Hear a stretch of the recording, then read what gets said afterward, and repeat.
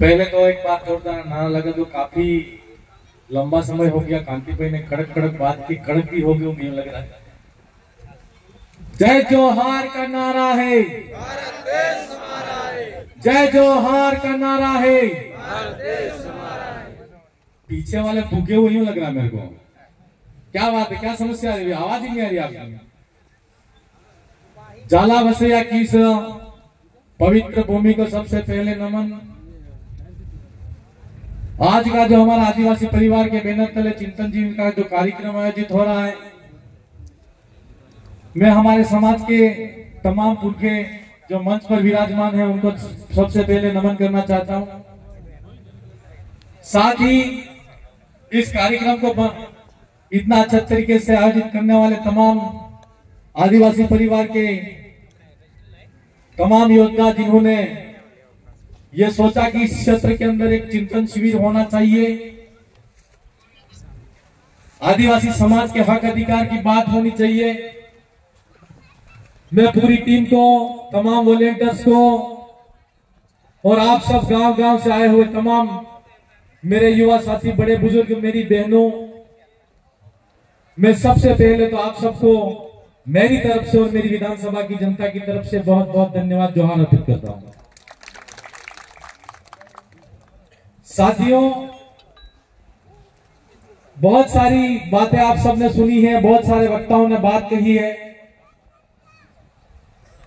और पूरा विश्वास है कि जो इच्छा भावना आप अपने मन के अंदर लेके आए हो और यहां पर लगभग सुबह 10, 11, 12 बजे से लगा के अब तक बैठे हो, तो निश्चित तौर पर ऐसा लगता है कि मन के अंदर एक परिवर्तन की एक आंधी आपके अंदर चल रही है और आने वाले समय के अंदर यह परिवर्तन होके रहेगा। साथियों, आज का जो अवसर है, मैं पहले सामाजिकता के तौर पर सामाजिक व्यक्ति था और एक शिक्षक होने के बाद में भी मैं मेरे तमाम शिक्षक साथियों से समाज के बारे में चर्चा करता रहता था। मैं इस मौके पर आप सबसे कहना चाहता हूं कि मेरे साथी भाई ने सबसे पहले तो मुझे भागीदारा विधानसभा जी करके अलग कह दिया। हमारी लड़ाई मध्य प्रदेश, गुजरात और राजस्थान के आदिवासियों को एक करने की, और पील प्रदेश है, ये तो पील प्रदेश का विधायक हूं मैं। आपके पास में जो इलाका है उस विधानसभा से मैं आता हूं, तो मेरे युवा साथियों ने मुझ पर भरोसा किया और भागीदारा विधानसभा की जनता ने मुझे आशीर्वाद दिया और आपके इस क्षेत्र के अंदर तो वो आदमी बहुत आता था, जाता था और उनका बड़ा काफी रुतबा था और 40 साल की राजनीति को भागीदारा विधानसभा की जनता ने परिवर्तित करके भारत आदिवासी पार्टी के रूप में, आम जनता की आवाज के रूप में मुझे भागीदारा विधानसभा से राजस्थान की विधानसभा के अंदर पहुंचा। मैं ये बात इसलिए कह रहा हूं, एक बात हम सब लोगों को सोचने की जरूरत है। मैं ज्यादा इतिहास की लंबी गहराई तक नहीं जाना चाहता, लेकिन हमारी एक पीढ़ी अगर खत्म हुई है तो दूसरी पीढ़ी हमारा इतिहास जानती है। मध्य प्रदेश, गुजरात और राजस्थान, और यहां से लगा के इन तीनों राज्य का एक आस्था का केंद्र के रूप में मानगढ़ डैम है। उस मानगढ़ डैम का इतिहास मैं आपके सामने कहना चाहूंगा कि इस देश की सारी राजा महाराजाओं की रियासतों को एक किया जा रहा था और मध्य प्रदेश, गुजरात जैसे राज्य के भारत देश के अंदर सारे राज्य बनाए गए और 1913 के अंदर जो लड़ाई हुई, मध्य प्रदेश, गुजरात और राजस्थान के आदिवासी वहां पर थे। गोविंदगढ़ महाराज ने हमारे आदिवासी समुदाय को एकता की जाजम पर लाने का काम किया और मानगढ़ की पहाड़ी को इकट्ठा किया। संघ सभा के माध्यम से पूरे आदिवासियों में जन जागरण करने का काम किया। जो भी हमारे समाज के अंदर जो बुराइयां थी, उन बुराइयों को खत्म करने का काम किया और बिगड़े बिगड़े आदिवासी थे, उन आदिवासियों को एकता के सूत्र में बांधने का काम किया।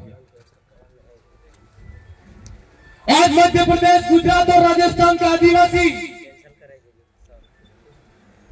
वहां पर 1507 आदिवासी शहीद हुए। उन शहीदों की याद के अंदर मानगढ़ धाम पर तो जाता है, और मानगढ़ धाम पर जो शहीद हुए, उन शहीदों की याद में मानगढ़ धाम पर अगर कोई आदिवासी नहीं जाता तो अपने घर के अंदर भी एक दिया जरूर जलाता है। क्या मानगढ़ धाम पर शहीद हुए उन शहीदों को हम वास्तव में हमारे समाज के मानते हैं? क्या गोविंद गुरु महाराज ने इसीलिए आदिवासी समुदाय को एकता के सूत्र में बांधने का प्रयास किया? क्या गोविंद गुरु महाराज को आज टैग लगा दिया गया है, कह रहे कि गोविंद गुरु महाराज ने धर्म की लड़ाई लड़ी थी? कहते नहीं कहते? बहुत सारे पार्टी वाले लोग कहते हैं। मैं आप सबसे पूछना चाहता हूं कि चाहे वो राजस्थान का इलाका हो, चाहे हमारे मेरी विधानसभा का इलाका हो, या गुजरात का, मध्य प्रदेश का इलाका हो, हमारी पूजा पद्धति के अंदर फर्क है कि नहीं है? है कि नहीं है? है कि नहीं? आप मुझे बताओ। जमीन आसमान का फर्क है। गोविंद गुरु महाराज के पाठ पूछते हैं हम। अगर आज हम भजन कीर्तन के माध्यम से मंडली करते हैं तो हमारा पाठ अलग होता है। हमारे घर के अंदर अगर किसी की मौत हो जाती है तो उसकी शांता, आत्मा की शांति के लिए अलग पाठ होता है। होता है कि नहीं होता है? उसके अंदर और हमारे अंदर परिवर्तन है कि नहीं है?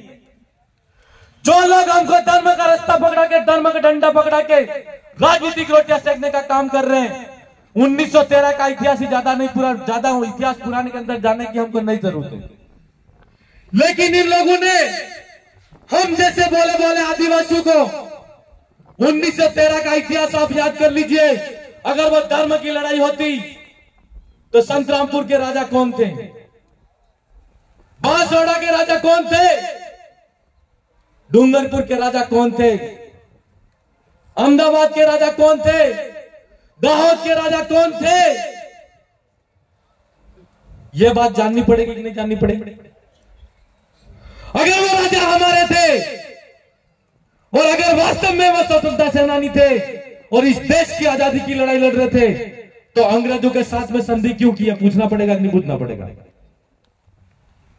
और अगर ये नहीं पूछ सकते हो तो हम आपसे कहना चाहते हैं, गोविंद गुरु महाराज का जो हम उनके सिद्धांत पर चलने की बात करते हैं, भजन कीर्तन के माध्यम से उनको याद करते हैं, और वास्तव में अगर हम गोविंद गुरु महाराज को हमारे गुरु मानते हैं और उनके सिद्धांतों पर चलना चाहते हैं तो निश्चित तौर पर जो बात गोविंद गुरु महाराज के समय हमारे समाज आज इतने साल बाद भूल गया है, तो आने वाली जनरेशन को निश्चित तौर पर जगाने का काम करना पड़ेगा और उनको बताना पड़ेगा कि गोविंद गुरु महाराज असल में आदिवासियों के हक अधिकार की लड़ाई लड़ रहे थे, और जो आज की तारीख में मध्य प्रदेश, गुजरात और राजस्थान के आदिवासियों को एक करने की बात हम कर रहे हैं, वह गोविंद गुरु महाराज 1913 के अंदर कर गए थे। और जो गोविंद गुरु महाराज जामू खंड कहते थे वही भील प्रदेश आज फिर से हम कह रहे हैं, नई बात नहीं है।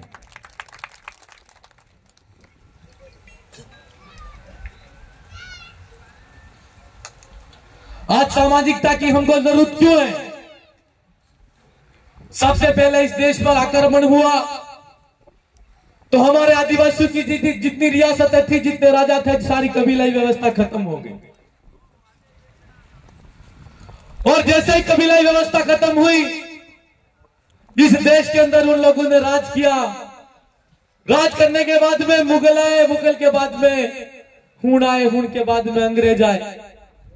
आए कि नहीं आए? ये मैं थोड़ी कह रहा हूं, इतिहास कह रहा है। जब ये इतिहास कह रहा है, हमारे लोग पढ़े लिखे नहीं थे, हमारे लोगों के पास में शिक्षा नहीं थी, हमने कोई किताब नहीं लिखी। इतिहास लिखने वाले भी आप हो, आप अपने खुद के इतिहास को तो गलत नहीं कह सकते। हम तो आपका ही इतिहास लिखा हुआ उसको बता रहे हैं। हम सब लोगों को समझने की जरूरत है